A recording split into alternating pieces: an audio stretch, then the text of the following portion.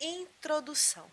Sim, este é um livro tendencioso a respeito de bruxaria, mas ele tem suas tendências postuladas de maneira contrária à direção que a maioria dos outros livros segue nesse assunto.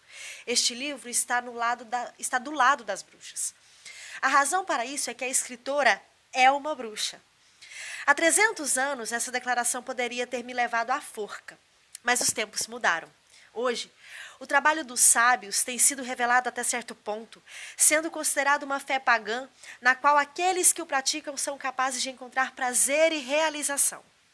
Céticos até hoje afirmam que a bruxaria não pode, de forma alguma, ser uma religião verdadeira, porque ela não possui um livro sagrado, uma liturgia sagrada, nem nada que a identifique com as demais religiões da humanidade. A razão, no entanto, de a bruxaria não possuir nenhuma dessas coisas é o fato de ela ser mais antiga do que tudo isso. A bruxaria é tão antiga quanto a humanidade, e ela não está escrita em livros. Ela começa no coração.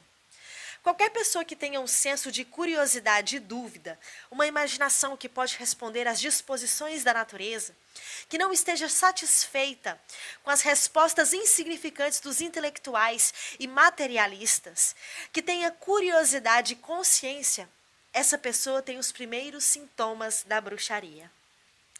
Tornei-me uma bruxa há muitos anos, quer dizer, fui iniciada em uma das diversas facções do culto às bruxas na Grã-Bretanha de hoje. E desde então tenho feito contato com outras seções do culto e também fui iniciada em algumas delas. Já dancei no Sabá das Bruxas em muitas ocasiões e senti uma diversão com um sentido de liberdade ao fazê-lo. Já estive olhando para as estrelas do céu à meia-noite, invoquei os deuses antigos e consegui encontrar nessas invocações dos poderes mais primevos, a força da vida, do amor e da morte. Uma elevação da consciência que nenhum serviço religioso ortodoxo me proporcionou antes.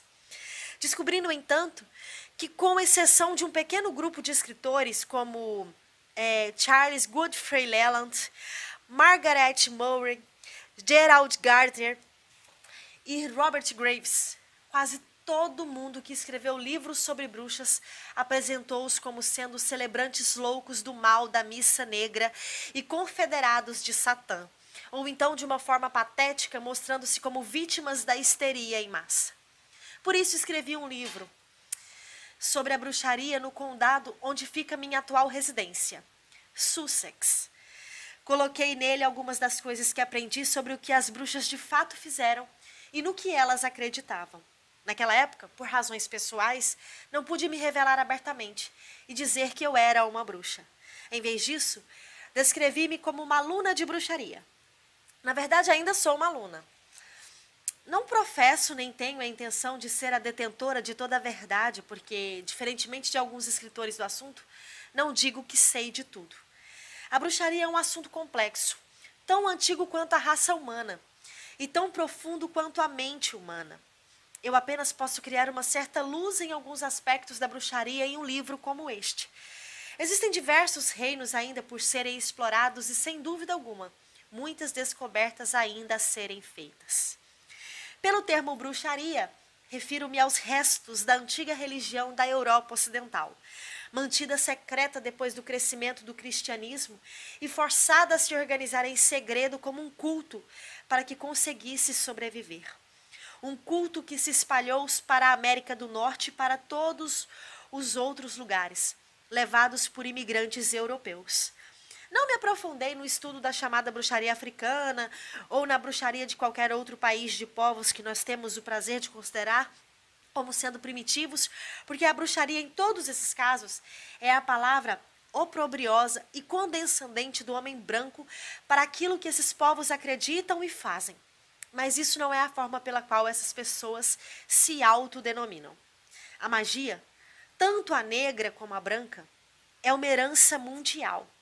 Por todo o mundo, em todas as sociedades, poderes ocultos têm sido usados, e às vezes usados de forma errônea. A bruxaria é uma palavra anglo-saxã, cunhada em um período quando a antiga fé pagã e a nova fé cristã estavam se sobrepondo uma à outra. Quando os guerreiros de um rei concordavam em ser batizados porque o seu senhor feudal era batizado, mas que ainda invocavam Thor quando iam para uma batalha. E quando os padres missionários cristãos estavam tentando convencer os pagãos, os povos gentios, de que seus deuses antigos eram demônios. Ela é uma palavra muito antiga. Bruxaria, o trabalho dos sábios. E ainda assim ela continua germinando nos lugares mais inesperados, até mesmo neste mundo novo e sagaz com voos espaciais e computadores. As pessoas são capazes de rir da bruxaria, elas podem ter medo dela, podem denunciá-la, podem negar sua existência, mas de alguma forma os homens parecem não poder se livrar dela. Além disso, com relação aos poderes e os acontecimentos psíquicos, a partir da minha própria experiência e diálogos com outras pessoas, acredito que essas coisas são, na verdade, muito mais comuns do que as pessoas imaginam. A razão pela qual as pessoas acreditam que elas são algo bizarro de falar, bizarro e raro, é porque aqueles que experimentam algo dessa natureza têm receio de falar sobre o assunto, porque eles se preocupam com o que os outros irão pensar a seu respeito. As mentes das pessoas têm sido literalmente corrompidas pelo medo do desconhecido. Atualmente, um grande número de tabus está sendo varrido.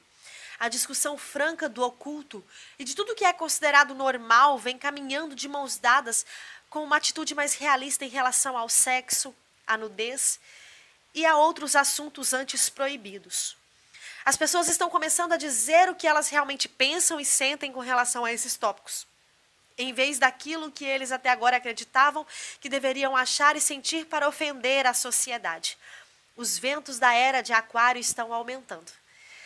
Nesses dias extraordinários, não é novidade alguma o fato de algo ter aparentemente extraordinário, como o ressurgimento da bruxaria, estar acontecendo na Europa e na América. No entanto, as pessoas não estão tentando atrasar os relógios. Elas estão avançando em direção a uma nova sociedade, da qual um paganismo regenerado e iluminado irá fazer parte. Muitos números aleatórios têm sido indicados com relação à verdadeira estimativa de bruxas praticantes na Inglaterra hoje. Nenhum deles é ou pode ser preciso, porque o trabalho dos sábios não está totalmente organizado sob a mesma liderança. Existem covens que buscam publicidade, existem outros que abominam isso. Existem covens que insistem no antigo conceito da nudez ritual. Existem outros que não o utilizam. Existem covens que são devotos principalmente da deusa da lua Diana. Existem outros que dão a maior importância ao deus de chifres. Chame-o de Pan ou como queira. E existem outros covens que invocam tanto o aspecto masculino como o feminino da natureza divina da mesma forma. Porém, apesar dessa diversidade aparente, existe um certo sentimento e atitude básicos para com a vida que é comum a todos que têm qualquer conhecimento real do saber das bruxas. Existe uma crença comum entre as bruxas na invocação e na adoração das forças da vida. Os aspectos masculino e feminino da natureza, por meio do qual todas as manifestações acontecem. Esses poderes são personificados como o deus de chifres e a deusa da lua. Eles têm uma grande variedade de nomes por causa de sua enorme antiguidade. As bruxas já acreditam que trabalhos de arte antigos, datados da Idade da Pedra, mostram as mesmas divindades que eles adoram nos dias de hoje. E assim elas dizem: a bruxaria é a religião mais antiga do mundo.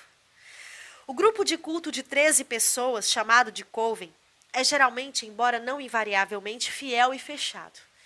Reuniões de covens acontecem todos os meses, na lua cheia ou em um dia próximo. Esses encontros mensais são chamados de esbás. Além disso, existem os sabás, que são mais religiosamente importantes, dos quais existem 4 sabás maiores e 4 sabás menores. Os sabás maiores são o Candleman, o Me'ev, o Lamas e o Halloween. Os sabás menores são os equinócios e os solstícios. Os meios de invocação são simples, tais como danças, cânticos ou meditações com as pernas cruzadas. Existem outras técnicas nos estágios mais avançados do culto, e eles às vezes envolvem o transe. Essas práticas acontecem dentro do círculo mágico, que tem o intuito de concentrar o poder que é recebido e de excluir quaisquer forças hostis. O círculo é iluminado com luzes de velas, quando o rito acontece em um lugar fechado. Quando em local aberto, uma fogueira geralmente é usada. A queima de incenso é utilizada sempre que possível. E o ritual da faca de cabo negro, chamado de atame, é usado para a formação do círculo. Os participantes podem estar nus ou poderão estar usando mantos e capuzes. Sugere-se que a bruxaria esteja realizada com o uso de drogas. Nunca vi isso acontecer em nenhum círculo do qual participei. E não acredito que as drogas tenham um papel significante na bruxaria moderna. No passado, as bruxas sem dúvida tinham um grande conhecimento do uso seguro de drogas vegetais. Mas uma grande parte dessa habilidade, embora não por completo, foi perdida. Existe uma crença generalizada de que a iniciação deve sempre passar de um homem para uma mulher e de uma mulher para um homem. Em outras palavras, a iniciação na bruxaria deve ser concedida por uma pessoa do sexo oposto. A exceção a essa regra acontece quando uma bruxa inicia seus próprios filhos. Existe também uma crença generalizada no mundo dos espíritos, tanto dos humanos como dos elementares. Acredita-se que aqueles que foram bruxos poderosos no passado são capazes de ajudar e de aconselhar seus descendentes até os dias presentes, se forem corretamente invocados para esses propósitos. Um outro princípio geral da crença está na reencarnação e o destino que a envolve. Muitos membros do culto das bruxas nos dias de hoje sentem que já foram membros também no passado. Existe um ditado: uma vez bruxa, sempre bruxa. Ao contrário da crença popular, a atitude das bruxas com relação ao cristianismo não é particularmente hostil. Ouvi falar sobre uma bruxa que colocou um retrato de Jesus em seu santuário particular, porque ela disse: ele foi um grande bruxo da magia branca e conhecia o segredo do coven dos 13. No entanto, as bruxas têm pouco respeito pela doutrina das igrejas, o que elas consideram como sendo uma porção de dogmas criados pelos homens. E não é possível esperarmos que elas se lembrem com satisfação dos anos em que a igreja comandava a caça às bruxas, torturando-as e matando-as. As bruxas não afirmam que os ritos que elas usam hoje em dia tenham descendido sem nenhuma mudança desde a Idade da Pedra. Seria possível que qualquer religião viva, de qualquer tipo, pudesse afirmar que seus ritos dos dias de hoje são exatamente os mesmos usados quando a religião foi fundada? Se isso tivesse acontecido, essa não seria uma religião viva. Ela estaria enterrada com os fósseis. Ao contrário, o que as bruxas contemporâneas praticam é uma versão atualizada de uma fé muito antiga, da qual a essência básica permanece até hoje inalterada. Com relação à magia negra e ao satanismo, duas coisas frequentemente confundidas com a bruxaria na mente popular. Eles, na verdade, não possuem nenhuma ligação com o trabalho dos sábios. Tampouco as bruxas contemporâneas desejam ter nenhuma conexão com eles ou com aqueles que os praticam. Dizer que a magia negra e o satanismo não existem, em vista da profanação das igrejas e dos cemitérios, que tem estado nas manchetes dos jornais nos últimos anos, seria ignorar muitas evidências claras demais. Contudo, as bruxas não foram as acusadas desses atos. Escrevi este livro de acordo com o meu pensamento, porque quero que ele não seja apenas um livro sobre bruxaria, mas, na verdade, algo diferente. O fato de eu ter a tendência de favorecer a antiga religião não é negado. No entanto, seria errado escrever dessa forma, quando tanta coisa já foi publicada mostrando tanto preconceito. Permita-me garantir ao leitor, entretanto, que eu não tenho a intenção de converter ninguém. Somente desejo apresentar um ponto de vista diferente. Se ele ou ela for capaz de encontrar interesse e prazer no sabor deste caldeirão que preparei, utilizando tantos ingredientes variados, com certeza irei me sentir satisfeita. Assim, apresento o pequeno poema de Charles Godfrey Leland.